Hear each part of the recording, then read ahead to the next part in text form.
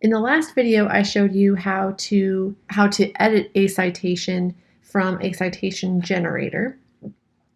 This one, I'm going to do a walkthrough of what to do if you are not lucky enough to have a generated citation, if you have to create one from scratch. There's a couple things that you want to do first before you just dive in. First off, if you find something on, like, say, Google Scholar, kind of look around and see if there is a citation somewhere already. Sometimes there's a cite button. This article has a cite button built into it, and you can copy this and follow the previous video. Save yourself some work. Sometimes there'll also be a suggested citation maybe at the bottom of the page. So it's worth spending just a minute looking around to make sure that there isn't a citation hanging out that you can use. I'm going to pretend that this citation button isn't here and that I do have to create a citation for this article from scratch. The first thing that I'm going to do is I'm going to go again to a good citation guide, and I'm going to just kind of take a look at the references part of the table of contents. And you can see that there's some variation based on how many authors there are and on what kind of source it is. Your citation is going to look different depending on whether it's a periodical or a book or audiovisual or a web page. So the first thing I guess I need to do is I need to go back and look at this article and figure out what this is, because what it is more important than where it is. Just because it's on the web doesn't mean that you cite it like it's a web page. It could be almost anything. Its location isn't important. It's kind of what it is. So most of your sources are probably going to be scholarly articles. They tend to have long titles that are kind of difficult to understand. This certainly seems like a long, kind of difficult to understand title. Scholarly journals tend to have a whole lot of authors, and they will definitely have authors listed. You're never going to find an anonymous scholarly article. So we've got a whole bunch of authors. We've got, and it says right here that it's from the British Journal of Psychiatry. That word journal is definitely a hint. And when you look at the article itself, it starts with an abstract. It basically summarizes this article.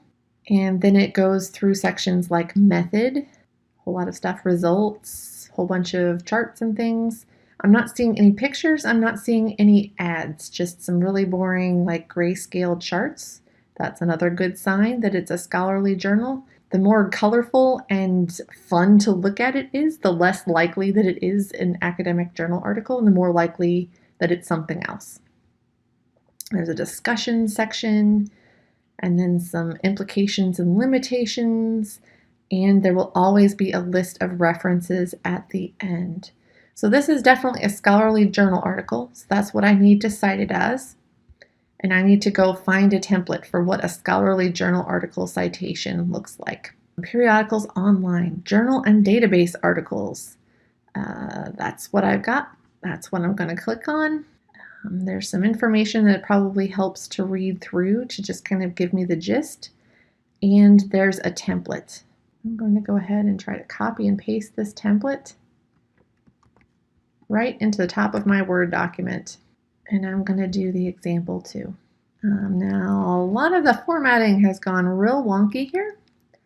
So I'm probably going to have to refer back to this, the actual guide in a little while, but this is a good start.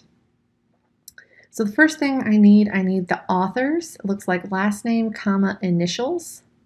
So let's go. Oh my goodness, I've got a whole lot of authors.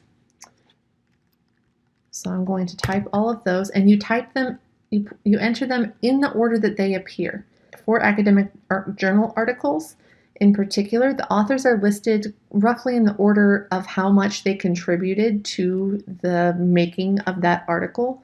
So the first person did the most work, and you want to give people credit in the order that they are credited. So we'll do P comma I.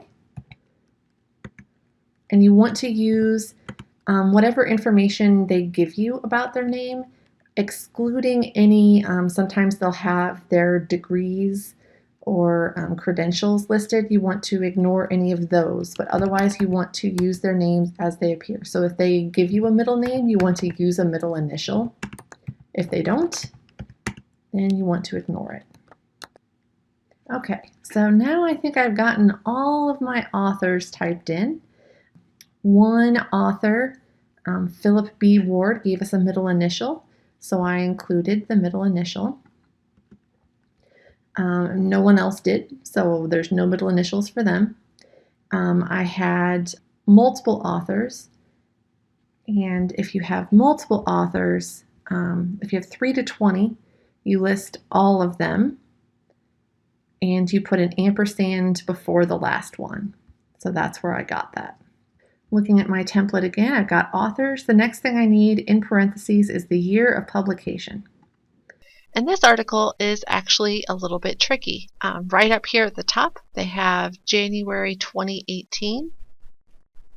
But that's when it was published online. I want to make sure that that is when this article was originally published. So I'm going to do a couple of things. I'm just going to kind of scroll through this article. And here is, for reasons I'm not clear about, right in the middle of the article, there's some information about the article. And it's saying that this article is copyright 2005. You can see there's information up here that says 2005 as well. Just to confirm, I'm going to check the PDF. The PDF preserves all of the formatting of how this article originally appeared when it was published in print in this journal. So it's going to have page numbers. It's going to have all of the charts and things exactly how the article used to appear. So let's see. Kind of hard to see, but up here at the top, if we zoom in, it says 2005. So I almost got tripped up by that 2018 date, but we want to put the date that it was actually originally published, and that's going to be 2005. In general, you want to work with the information that you can find on the source. If you can't find some of the information that the template says, you just don't include it. You don't need to go play detective hunting around the internet for information that isn't on the source itself. One thing that I recommend, if you're finding that your source itself does not have a lot of information, if there's a lot of information missing, that's an indication that maybe this is not a very high quality source. If you don't have an author or a publication date, be suspicious of the source itself and maybe try to find a better one. The less information you have to cite, the less likely that this is a really good quality source.